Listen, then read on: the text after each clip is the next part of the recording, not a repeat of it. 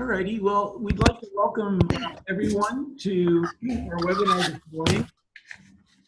As part of our learning community for the impact of opiates on youth and families, we're sponsoring here at Center for Innovative Practices a set of webinars to give out some information. As a part of the webinars, we will post these I believe on our Wraparound Ohio website, which will give you more information about. And we'll have some materials as well that you can access, as well as the PowerPoint. I will let our presenters introduce themselves, but today's webinar is on the opiate crisis and the impact on families and children. And we're very, very privileged to have with us what we believe to be two of our state's experts on this issue, Tim Schaffner and Angela Lariviere, and I will let Angela do further introductions. Thank you, Rick. As Rick said, I'm Angela Lariviere, and I'm part of this webinar today, along with Tim Schaffner. I'm currently the director of Youth Move Ohio and the founder of the Ohio Youth Empowerment Program. For the past 20 years, I have worked with multi-systems youth in Ohio to address issues affecting them on a policy, personal, and program level. I also have a lifetime of lived experience as a child, young adult, and parent of multi-system youth. With me today,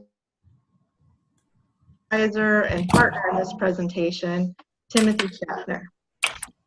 Tim has served as the executive director of Trumbull County Children's Services for 12 years. He brings 37 years of experience to the table and has been a leader in the field of behavioral health and residential care of children. Before joining Children's Services, he also served as the director of the Educational Valley Services in Warren, Ohio, and as the director of youth services at Todd Hospital in Youngstown. So today we're going to be sharing our insights about the impact of the opiate crisis on children and families in Ohio. Need the next slide, please. So as you're aware, the opiate crisis in Ohio is affecting our families and our children, and some insight and also some facts and some resources that might help you in your work with these children and families. Next slide, please. Just a brief overview of some of the facts, and we're going to also discuss some other facts, is that Ohio is the second worst state in the nation for drug overdoses, with Dayton being ranked as the #1 per capita. We ranked #6 for the most deaths, and as a result of that, you can see what it would have an effect on children in those families. We know that in the last 3 years, that relative placement has increased 62%, and foster care placements have increased 11% across the state. And at the same time, while opiate use has increased, the state allotment for child welfare funding has decreased by 21%. And we think that's significant because it impedes our ability to actually serve the children, and that's some of the things that we're going to discuss today. Next slide, please. So, Tim here. One of the things, of course, we want to be trauma-informed and view the issue at hand with trauma lenses. Thank you, Oprah, for having Dr. Bruce Perry on 60 Minutes and really getting the word out a few weeks ago to the general public on research that dates back to the 90s. So we're going to talk about that research a little bit and talk about this impact on the family, again, with our trauma lenses on. Next slide, please. Just a brief overview of our trauma perspective in general. We know why trauma is important. We've spent years asking what's wrong with the child, what's wrong with the family, and in our interventions when we ask what happened to the child or what happened to the family. We know that trauma can be acute, but more often if we're in education or child welfare or behavioral health, We know that trauma is pervasive, and to find a family with no trauma is extremely rare. We do trauma screening tools on every child we take into custody at Trumbull County Children's Services, and we know that our kids have an average of 4.8 adverse childhood experiences in their lives. Next slide, please. I think it's really interesting when we look at comparing kids in our child welfare system, or kids who have experienced abuse, neglect, or dependency, with a control population who haven't. This begins to bring it home a little bit, a 50% increase in language and speech problems. Who makes that connection? Real important for educators to know. A 9-time increase in developmental disabilities. A little bit more proof that the impact of trauma is organic, pervasive, and epigenetic. Increase in hearing problems, learning disabilities, and the last point, a 4-fold increase in attention deficit disorder. I often have to add that I think ADHD is a presumptive diagnosis, and it pops up in the research a little more frequently than often, because once we get to know the child and do a good trauma screening, we see that it's less ADHD and more PTSD. Next slide. Quick review of Kaiser Permanente and Dr. Vincifliti's research, looking at 18,000 subjects back in the 90s, and using an 87-question questionnaire. He identified the abuses and the life experiences listed on this slide. We know that the negative health outcomes can be incredible for this population.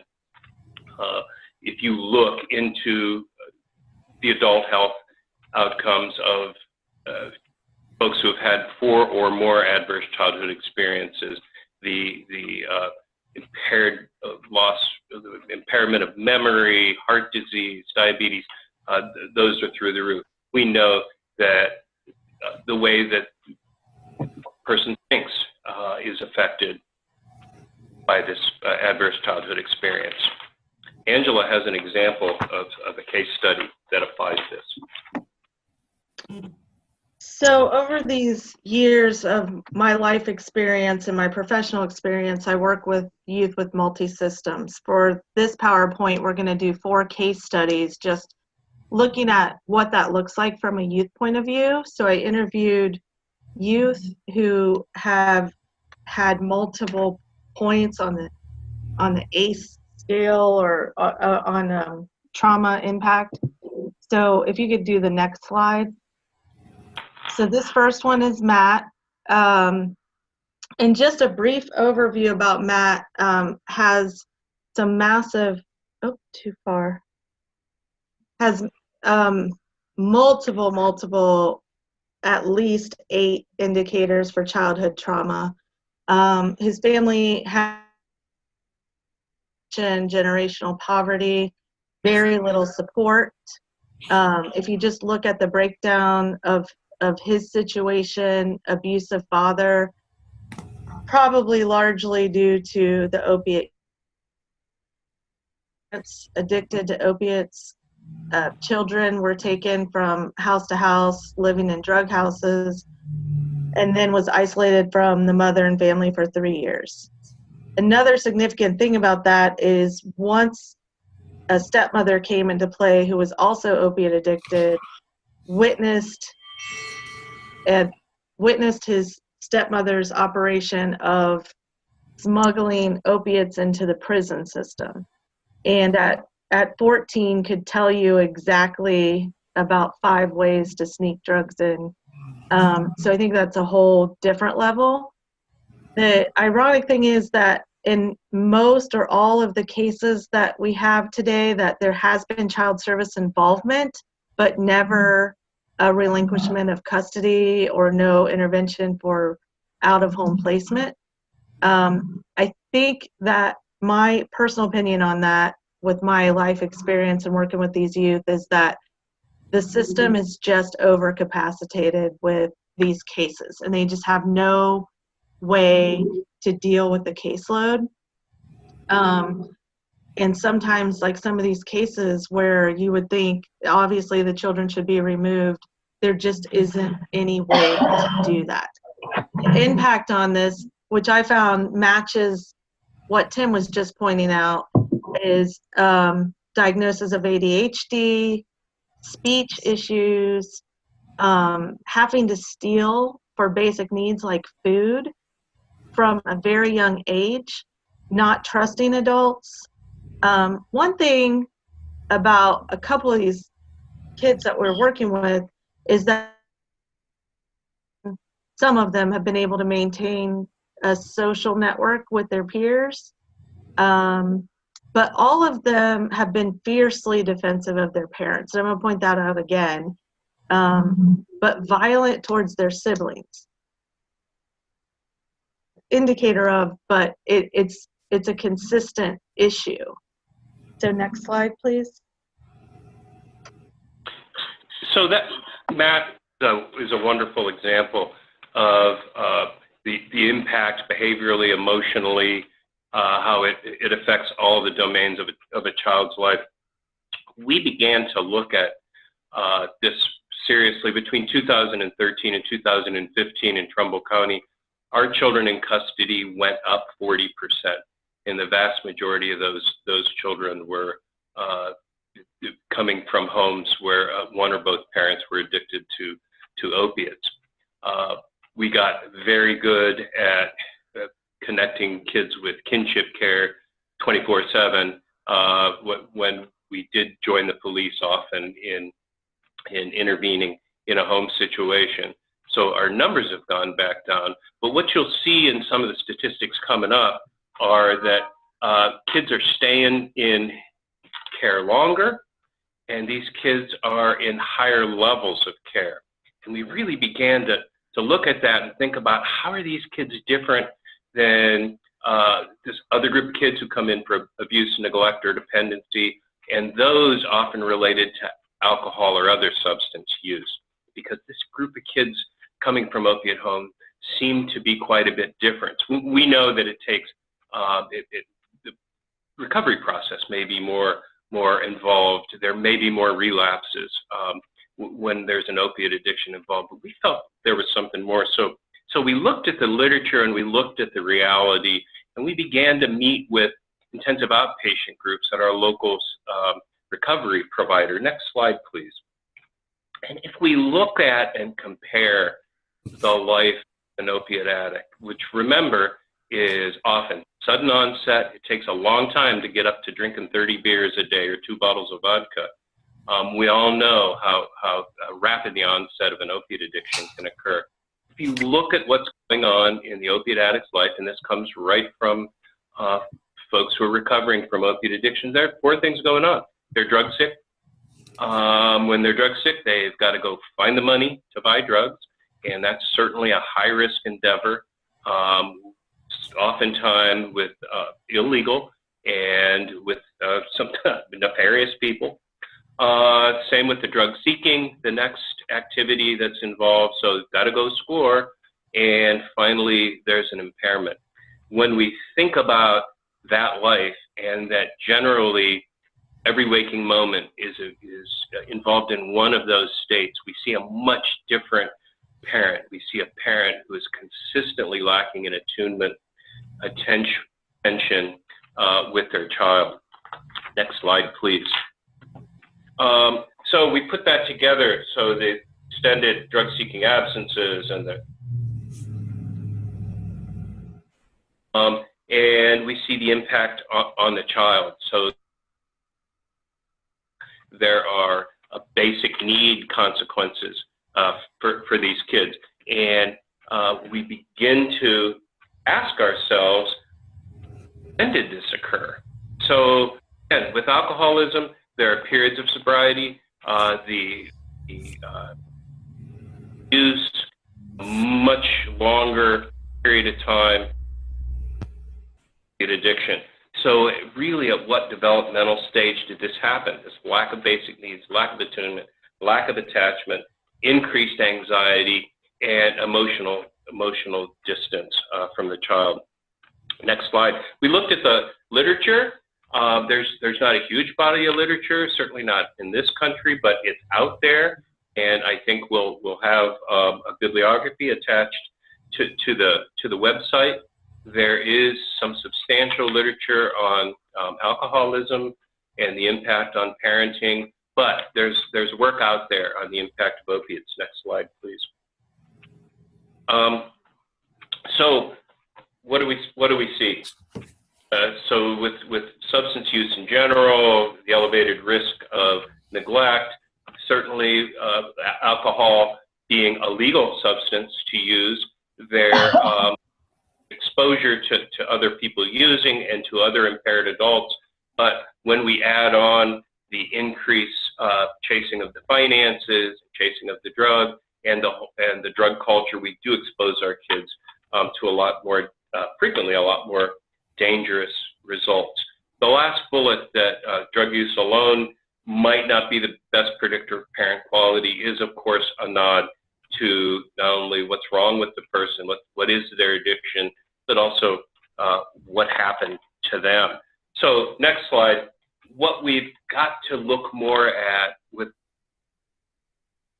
I know in child welfare we don't, and many of the behavioral health providers I know, part of the diagnostic assessment, but do we share a common language, and do we share common data collection on attachment? And we've provided, for the sake of this discussion, just some definitions of attachment. Think about when this occurred in a child's development using these definitions. What was occurring? What was the exposure to danger of the child? What was the exposure to abuse?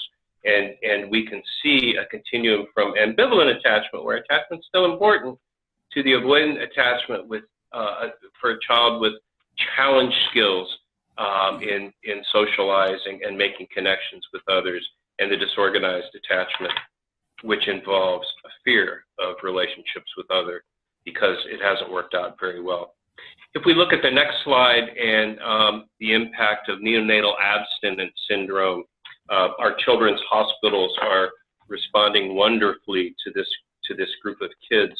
And so in our major metro areas where we have the big children's hospitals, we're doing a great job, but there's still significant stigma and blame for the moms, increasing the challenges of caring for a child with these particular challenges. We have a lot of correlations with later behavior problems. Again, the attachment early in development is affected. If we look at some of the early, I think it was called still face research, where the researchers looked at the interaction of a mom and a baby normally, and then made the mom, or had the mom have a completely blank face. There was almost an immediate agitated and distressed response from the child. So I love that research, because think about it in application to a mom or a dad, a significant caretaker that suddenly checks out because of substance abuse. If we look at the next slide, we're going to have several slides in terms of what might be the impact, different developmental stages. If we do have a mom in recovery during infancy, those of us who have parented children before, and I've done it 4 times, know the stresses of early infancy. So besides the complication on the child's sleep and eating patterns and toileting patterns, there's guilt and worry involved, etc. So it increases our responsibility for these parents in early infancy to really pay attention to their recovery and supports, and to become aware, if that's the onset of the time of addiction, what the very real impact is on the infant and their development of dyadic interaction patterns, etc. If we move to the next slide and look at early childhood exposure syndromes, or symptoms, we begin to see not only the social impact, but the cognitive impact. It makes sense why we're seeing more hyperactivity and impulsivity with these children, with the oftentimes, again, sudden change in the parental attunement and attention as they develop. We also often, and it comes to the attention of child welfare, that we're beginning to see kids failure to thrive, not making their early well child appointments with their pediatricians, the impairment of their parents. Next slide on latency age kids, our 5 to 8 year olds. And now we've got a more mobile child. We've got a child who can leave the home. Parent is impaired. We probably get three calls a month in our county alone on kids who are wandering a quarter, half a mile, sometimes a mile away from home with no supervision. Sometimes it's that tired parent who worked all night and fell asleep when they were supposed to be watching the kid. More often than not, it's a parent on the nod due to substance abuse. So that, again, we can see a much different equation.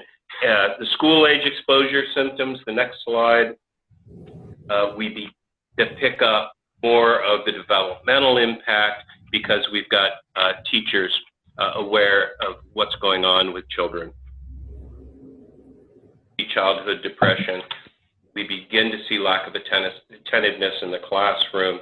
Symptoms of ADHD, and again, is that exposure to stress and trauma, or is it really an organic ADHD? And memory and perception problems. What happened at home last night? I don't know. Not an uncommon response. My last slide in this section, adolescence. In my own parenting, I call that the second terrible twos. Again, we've got a great opportunity with these kids in terms of their neuroplasticity and their ability to grow and change and respond to treatment in response to trauma. We've also got a really mobile child and a child who's kind of the world is their oyster, and without supervision, without attention and attunement, the consequences become much more serious. Angela's got another case study for us to emphasize some of these points. So this is a case of Emily, and just going back to a couple of points that Tim just pointed out, and thinking about the case of Matt and some of the other youth that I interviewed, is they do have that attachment problem, particularly to adults. So one thing that we didn't put a slide on, but I do want to highlight, is that this becomes the importance of their peers and how we look at the support that we give, particularly to the transition age youth or the older youth, because they do have a mistrust of adults. They do interact differently with peers. So next slide, please. So Emily, in this case, has many, again, probably 7 or 8 ACE indicators for trauma. The significant thing that's different about her case is that she lived in public housing growing up with her grandmother and her mother. There were no male role models involved on any length of time, but both the mother and the grandmother were addicted and self-medicated, having some mental health issues and also depression, untreated depression and mental health issues. Emily was bullied a lot in school, mainly because of her poverty, and once she hit middle school, was having a real anxiety and depression about attending school. So the mother and the grandmother began to give her opiates to deal with school. And how they would get her to go to school was promised to give them to her when she got home from school at the end of the day. So she actually had been addicted. She's 25 currently, been addicted at least for the last 14 years. So that impact on her, as you can imagine, all those slides that Tim just went through at every phase of life, you can really see how that's affected her on multiple levels. The thing about her life right now is the fact that she understands her addiction. She doesn't like being an addict, but she has absolutely no path out of it. She has had 3 children so far that have all been taken into custody. She has no plan. I mean, she has a plan. She wants them back, but she has no capability of navigating. Housed as an adult. She's been in multiple abusive relationships. Both her mother and grandmother have passed away since she's become an adult. And she has no family support system. She also didn't complete her education.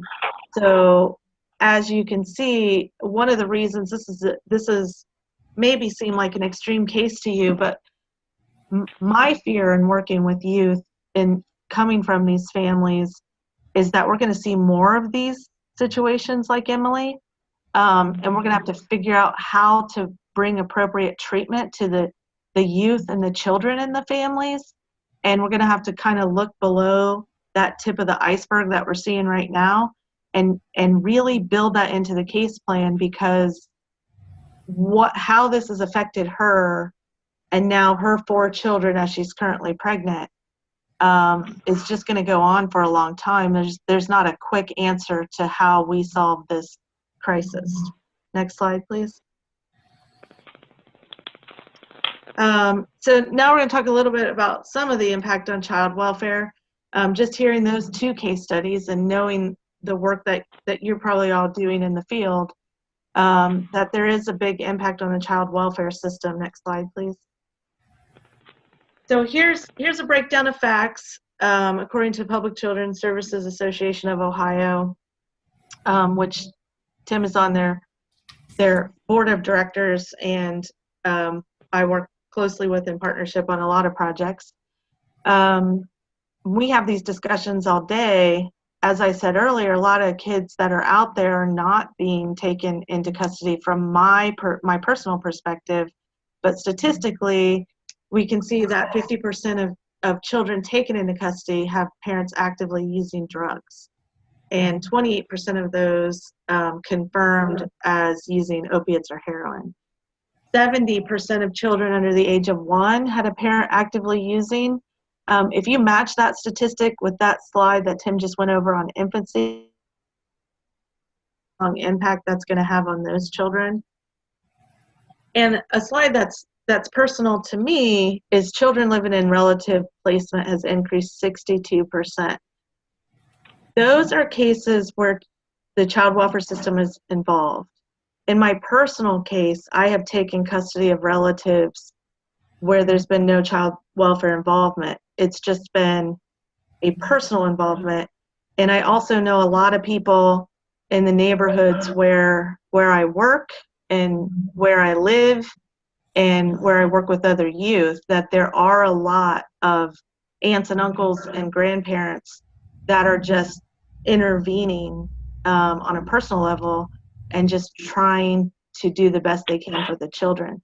So the fact that we have a definite number of a 62, I imagine that in the neighborhoods, that's a lot more. We also have the cost of increase due to those trauma-related issues that we're talking about, directly related to cases where drugs are involved. And I think I put that statistic in there twice. So we can go to the next slide. So this, what I was talking about before, is the fear of this crisis are the things that we don't see, are those youth and those families, those children that are in families that are just outside of the system and aren't really being counted officially in statistics. Next slide. So the stress on the system. So I don't see this, and I don't think the youth that I work with see this as a failure of the system. We see that the opiate crisis has just fallen by default, mainly on the child welfare system. and some of these statistics support that as well, is the cost of residential and out-of-home care has increased, and the funding has decreased. And the statistic that was most terrifying to me is the fact that Ohio ranks 50th in state child welfare funding. So that means we are behind every other state in how much we're actually putting into this crisis, while we are the second highest state with the opiate crisis. So that means that all of that increased in those trauma services that these children and youth are needing, we really don't have a fiscal path to solving that issue. And that's also impacting the shortage of frontline staff, because 1 in 4 caseworkers left their positions for multiple reasons in 2016, but one, or moving on to other positions, but 1 in 7 left the system altogether. And I was just in a meeting with some child welfare directors in a couple of counties that said that they have so many available positions, and they're trying to recruit social workers and case managers from anywhere at this point, just to meet their current need. So I think we really need to do a better job in looking at that issue, and I'm not suggesting how to solve it, but I think it needs to be one of our main focuses. Next slide, please. So this one is Lauren. This case study is Lauren. She's 20 years old. So next slide, please. So the thing about Lauren, when we put this one in, is Lauren kind of used her situation as motivation of trying to pull away from the life of her mother and father, and she watched them struggle with addiction.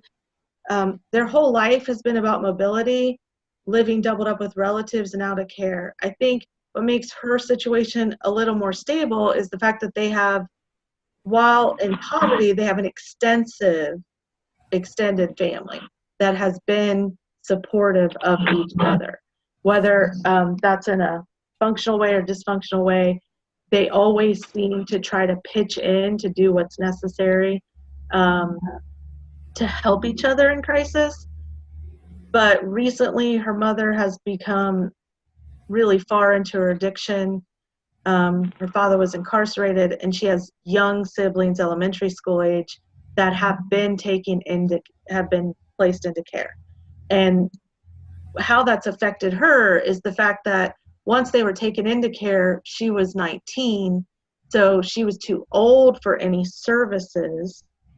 So they're getting services, but she is not. And it kind of took away her motivation, because her motivation has been as the primary caregiver of her siblings. Now she's had moved into becoming depressed, and she's been diagnosed with bipolar recently and PTSD. And I think some of that has to do with losing her place as the primary caretaker. Her mother is now not doing better, doing worse, and the siblings, it looks like, will be in permanent custody.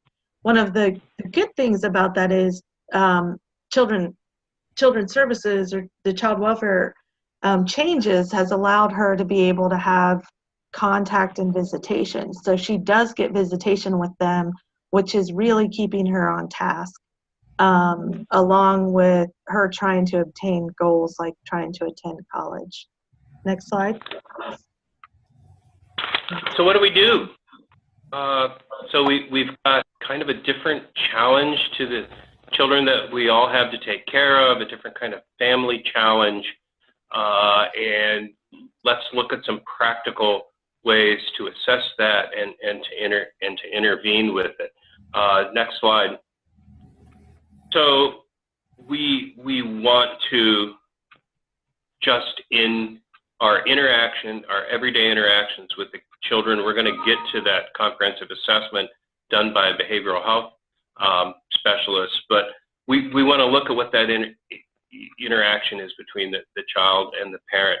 We recently had a family, an infant with multiple fractures, a 3-year-old and a 5-year-old, and one of the things we found very interesting was the kid's relationship with the father and the kid's relationship with the mother and the interaction. It became obvious that the father's the primary caretaker, the mother much more distant from her children. Interestingly enough, it's the father who admitted to the abuse of the infant in the home. So when I look at all those dyadic interactions, the eye contact, the level of play, etc. Next slide. We would suggest formal assessment tools for the folks that are doing, if you're in child welfare, that are doing assessments for you. If you're a behavioral health provider, that maybe look at the use of some of these tools to inform the multi-system team working with the child in the community. And those are some example of different tools that you can use. We've begun to use some of these tools. We have an assessment department with a PhD psychologist at Trumbull County Children's Services. Next slide, please. One of the things that we think about in our parenting classes is,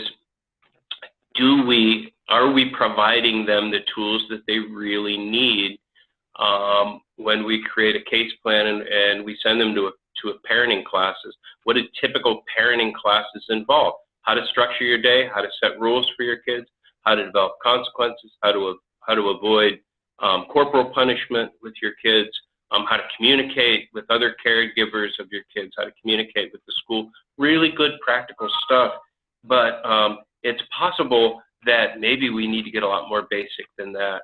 And with parents, focus on attunement, focus on attention, focus on relationship development, focus on what kids need from their primary caregivers in terms of that level of their development. And we suggest on this slide some different interventions in groups that are, if not evidence-based practices, promising practices. Next slide. What can we all do, whether we're in a classroom, whether we're law enforcement responding to a situation, whether we're child welfare, whether behavioral health specialists?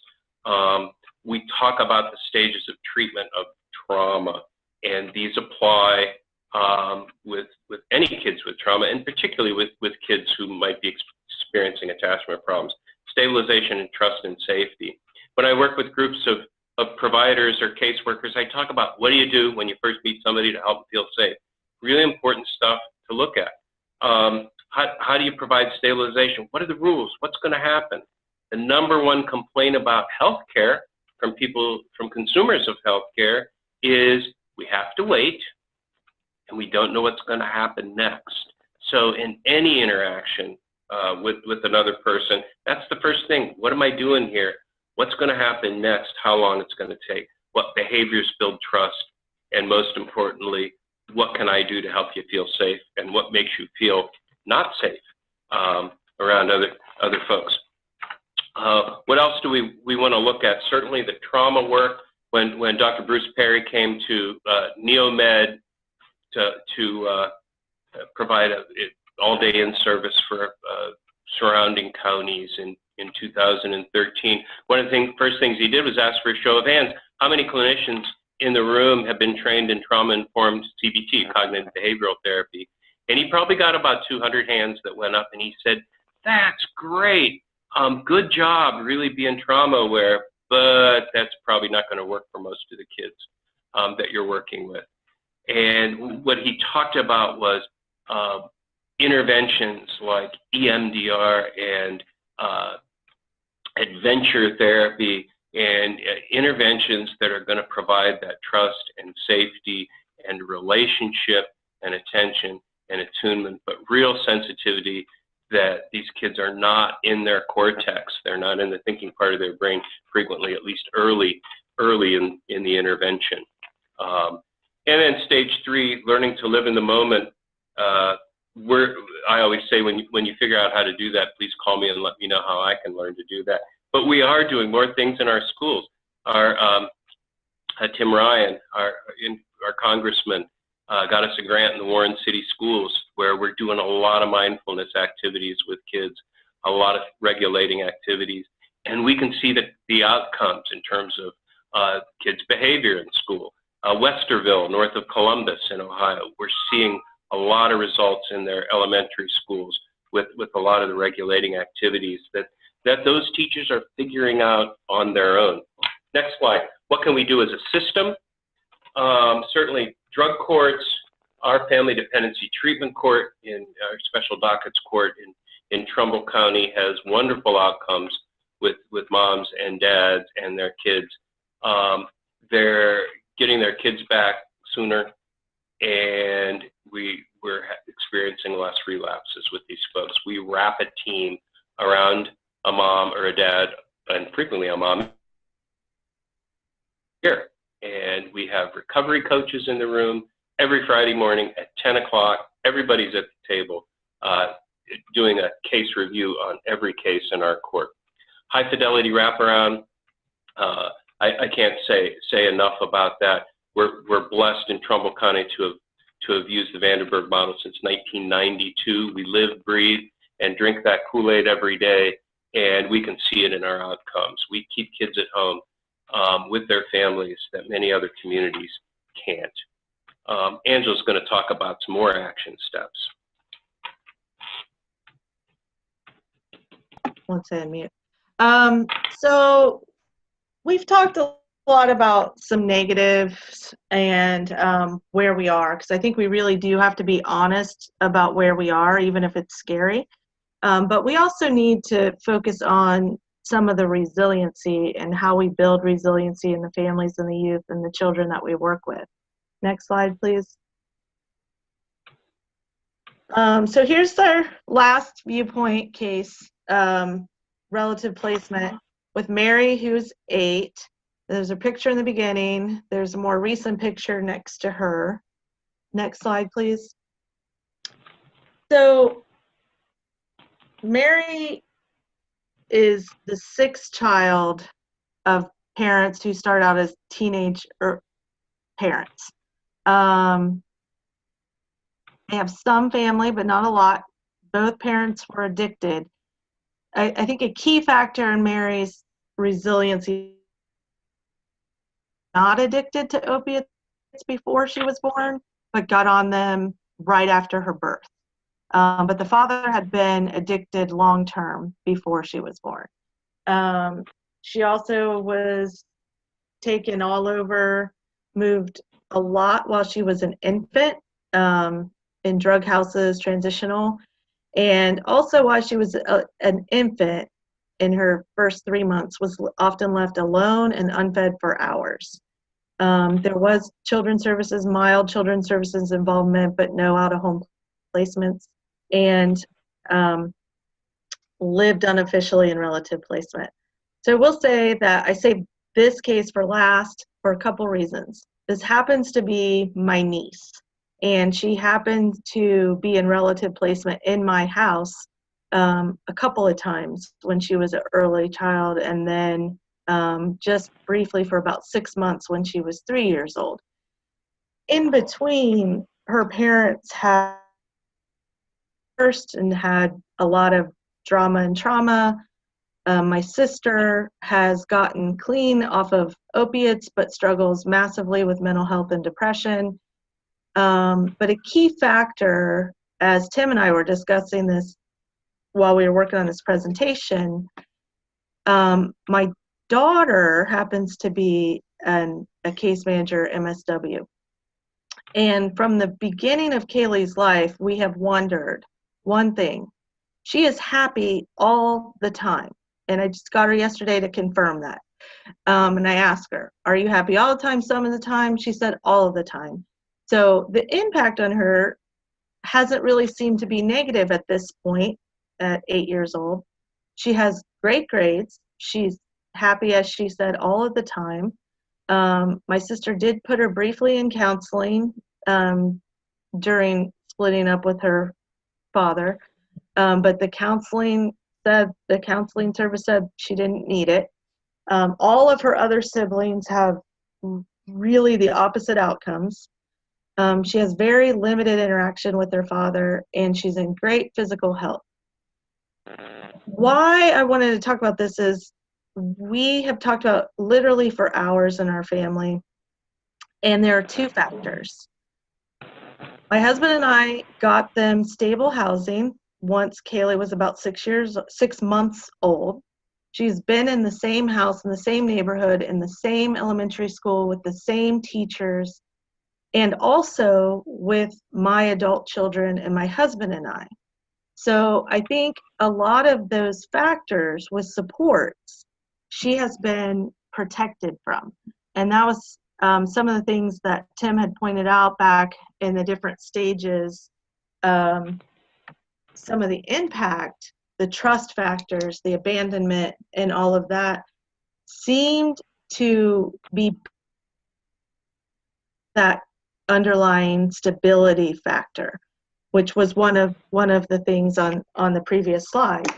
And what we need to do moving forward, I think, is to look at not just Mary's case, which all of the names have been changed in this presentation, but not just in her case, but also in those other cases, in Matt and Emily and Lauren, is to look at these youth, even in Emily's case that's extreme and she's been addicted for so long. If we really work with them, even in that extreme case or even in Mary's case, and we can start to pull out those factors, not just looking for the trauma factors, but the resiliency factors, then I think we can do a better job of how we support other children coming out of these situations. In Emily's case, being addicted her whole life, the thing I found so fascinating about that is that she is hopeful to one day not be addicted to opiates. And the fact that she's 25 and still hopeful after all of these years of struggle, we need to figure out how to really harness that and apply it to other cases. So next slide, please. I'm going to give this one to Tim. Oh, yeah, so what do we do? So as Angela's saying, is what we say all the time, treatment works, people recover. We know that with adults who are recovering from addiction. We know that with kids and adults who are being treated for trauma. We know what works beyond the therapy. We have an old saying in our work with chronically and persistently mentally ill adults, we can't just feed them medicine and therapy. We need to take care of a place to live, a job to go to, and a date on Saturday night. So meeting those basic needs, those basic social needs, and that basic value of how I spend my day. The slide you're looking at, what can we do? We know we're happy in Trumbull County. Dr. Scheffler and Dr. Beal from Centers for Innovative Practice came from Stark County, and they've been at this probably longer than anybody else in Ohio responding to trauma, and have groups that meet regularly and look at what we're providing, looking at providing training to the professionals and teachers, and keeping trauma and resiliency top of mind. And Franklin County received a large SAMHSA grant several years ago, and have launched a very effective training and intervention program in their community led by Franklin County Children's Services. A single trauma screening tool, a single tool between agencies is a huge lift.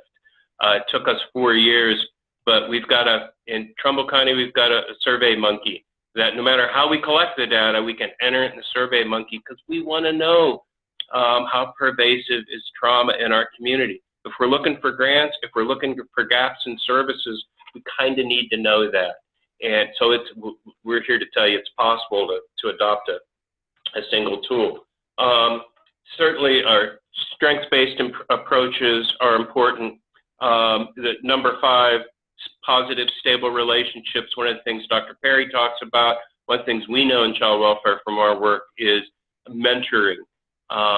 Franklin County has a healthy mentoring program. We have an early program in Trumbull County, but a single, responsible, attentive adult meeting with a child 1 hour a week throughout their childhood makes a huge difference in outcomes for kids. We know that. And you know what? Those aren't really hard adults to find. Coordinating services between all agencies. we'll sell you high fidelity wraparound all day. It works for us, the Engage program, and thank you, Case and Centers for Innovative Practice, for helping us launch that across the state. It really, really works, and we hope that everybody continues to focus on that. And lastly, we need to pay attention to secondary trauma. If you want more on that, look at the Sanctuary Movement. Google the Sanctuary Movement, the work that they're doing. We do every 2 years, all of the agencies that deal with kids, we do a self-assessment as to how trauma aware our systems are. And it's really helpful to measure our progress. And we are growing little by little. Angela, what do the youth say? So I just have a couple of things. The next slide, please. So with a couple dozen youth that I've worked with recently, I kind of collected all their thoughts around what they wanted to give to you on this advice. And basically they have the message of these points. Don't forget about them, hear them, value their knowledge and experience. They have a lot of insight to their situation. If you can build that trust, they can give you insights even in the treatment of their parents that you might not get otherwise. Remember to walk in their shoes. So if it takes them a while to build that trust, know why. And don't blame them for adult actions. They feel like they face the most punishment and consequences of adult actions. And I hear this over and over and over again. It's easier to control a child and to blame them for their behavior, to punish them for their behavior, to put them on medicine than it is to get an adult to comply. And they recognize that. They see, why are we being punished? Because adults didn't do what they were supposed to do.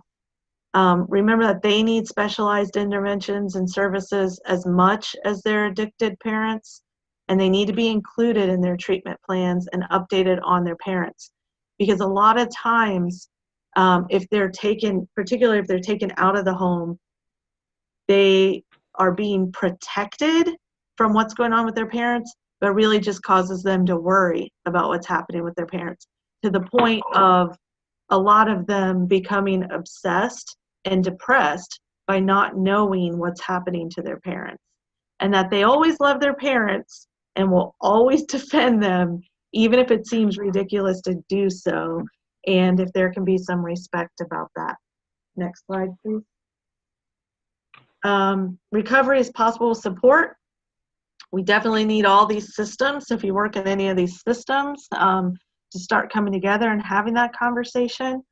We know that each system could bring different resources and insight and perspective on what's happening with these children. And if we do work together, we will be able to have a more positive impact on what's happening.